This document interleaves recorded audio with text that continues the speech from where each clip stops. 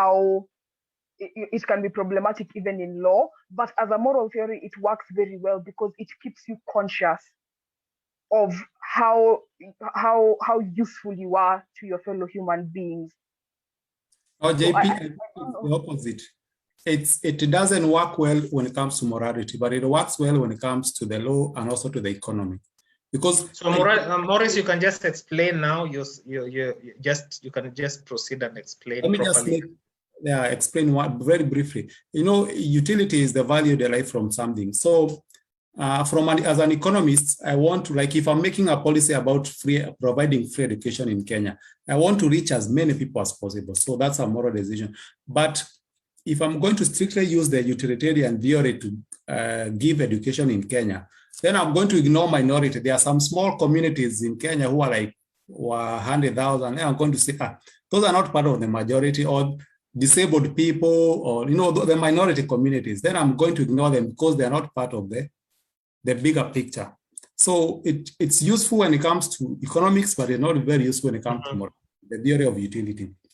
And one of the greatest questions that people who oppose that theory ask is it okay for the big communities, like the big tribe in Kenya, to just decide they don't want to do anything to do with a certain small tribe, which has no value, which have no anything, you know, in terms of numbers? So if you strictly use utilitarian theory, then yeah, you're okay to ignore that small step. Okay. So Maurice, just coming back to you, how do you navigate the moral world? Now that's what I'm coming to. I was just making that correction. Now, morality for me is a social contract. It's a social agreement. It's something that develops, and it's something that develops because I understand that I don't live in this world alone. I live with other human beings. So I try to live in a way that we have the law and moralities. We have agreed as a society that there are things that we are better off not without, like stealing. We don't want to live in a society where someone steals. We don't want to live in a society where someone kills. So we come up with a moral code that says, let's not kill each other. Let's not steal from each other. There might be people who, like, stealing might be good for me because if I steal public money, I get rich.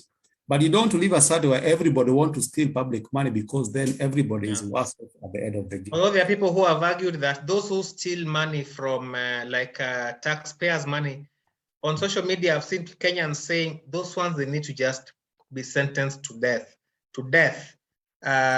Also, if you see some of these thieves who steal phones on the road in Kenyan roads, you hold your phone like this, somebody just comes and steals it. Some of them have been stoned to death.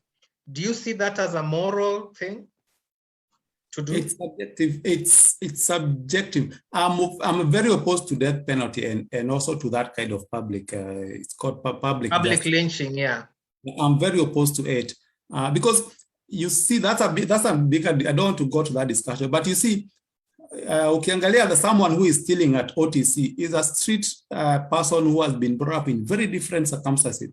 You look at his life, and then you look at your life, you realize how privileged you are from where you are born, the opportunity you have had in life. So if you just want to judge them, it's not justifiable to come and steal. But also you look, and also from the other perspective, there are some of them who have a knife, who have stabbed people in Kayole, like they are just stealing a phone for someone, and then they have no problem killing someone. So it's a debate that you can have. But the other theory I wanted to bring about is the theory of oxytocin. Oxytocin is the hormones. They are called the feel happy hormones. Like when you drink alcohol, you feel happy. When you do exercise, you feel happy. Human beings naturally feel happy when you help someone. Like have you ever watched a video of someone like a driver driving on the road, and then there's a zebra crossing, and then there's an old or a disabled person, and then the driver stops and helps this person cross. It makes you feel nice. You don't know what you're feeling, but you have this. I actually do feel good when I help people. I feel good when I do good things and people are happy about them. Honestly, I do feel good. And it's a very natural feeling, yeah. It's very true. That is true, yeah. It's a very natural feeling. So what happens is our body, whenever we do good to others, or whenever we witness someone doing good to others, our body produces a hormone called oxytocin. Is a group of hormones in our brain, and they make us excited. They make us good. And I think part of I would theorize that it's a way that because we are social beings like other primates, it's a hormone that helps us now care for our fellow humans. So I think that also pushes the idea of wanting to do good, even when there's zero return. But finally, assuming we don't even if we drill all this theory away and we say they are not working, nobody can come here and tell us the alternative is the Bible, the alternative is the Quran. In fact, if there's anything that is not morality, the antidote of morality is it's called the antithesis of morality, the antithesis. Yeah, it's the and in fact, I remember the first time I heard of atheist in Kenya. I heard it from my mom. I was really? Yeah, it's a type. I think it's 2006 when you guys went to court, and my mom was telling. My mom heard about it in the news that there's people don't believe in God and they are pushing this in Kenya. I heard it in church, and my mom was telling now this story to her another church elder. My mom is very senior in church, so she was telling to her fellow elder, you know, there are people who have gone to court, even they want to bring this devil thing in Kenya, and now it's so anyway, let me move to court again. There are things we have issues with enough things in this country. Yeah. So nobody should ever, even if all this oxytocin and utilitarian theory don't work in social contract, the solution cannot be the Holy Book. The Bible, and I said this before, the Bible and slavery, it not even hide. It puts there, you can go where you can pick your slave and how you can slave. If you don't like slavery and think slavery is immoral, you cannot. And this is, just read Exodus chapter 21. If you think rape is bad, you just need to read Exodus 22. It tells you, look at the story of Lot, the one who was saved from Sodom and Gomorrah. You know, the thing the always Christian will tell you, Lot was saved and the wife died in the sword. They don't tell you, just before Lot was saved, he offered his daughters to be raped by the villagers because the villagers wanted to rape the angels. And this is the good man in that story.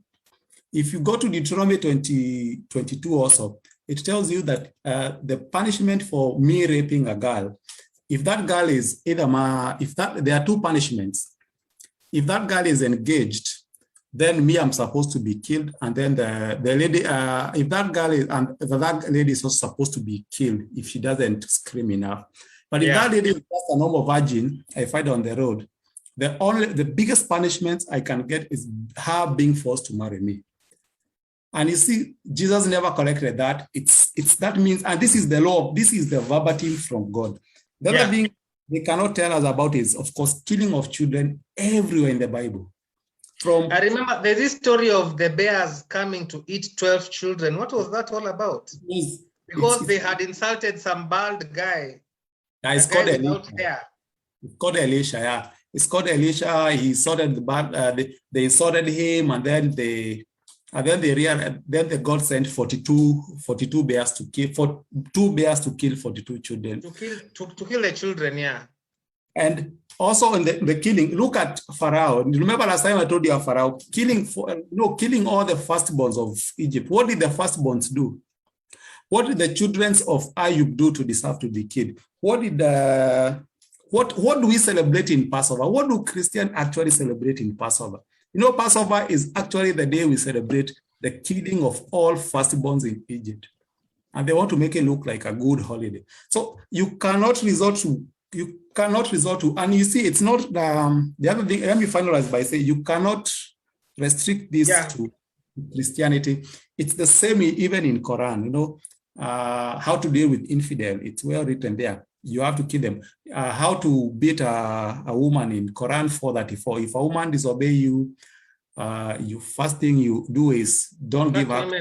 Women, if the women who follow Islam strictly, I think Islam is so anti-women. Personally, it's just so anti-women, but yeah. You can finalize now? Yeah, it's in Quran 4:34, it says if a woman, if your wife doesn't talk to you, is rude to you, doesn't obey you, the first thing you do is you warn her. The second thing you do is you deny her conjugal right.